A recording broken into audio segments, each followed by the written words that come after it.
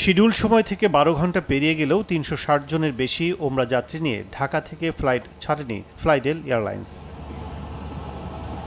ফ্লাইটটি বৃহস্পতিবার ভোর ৬টায় হজরত শাহজালাল আন্তর্জাতিক বিমানবন্দর থেকে জেদ্দার উদ্দেশ্যে ছেড়ে যাওয়ার কথা ছিল, কিন্তু সারাদিনে ৪ দফা শিডিউল পেছানো হলেও যাত্রীদের দেয়া হয়নি খাবার, পানি, নেওয়া হয়নি হোটেলে। দেরি করার কারণ হিসেবে এয়ারলাইন্সটি ঢাকায় স্বাধীনতা দিবসের কুচকাওয়াজ, কারিগরি সমস্যা সহ নানা অজুহাত দেখায় যাত্রীদের। গরম ভাই, এখানে কোনো এসি ছাড়া হয় না। এখানে ২ ঘন্টা ধরে আমরা এখানেই বসে এই অবস্থায়, বিব্রতকর অবস্থায় আমরা আছি।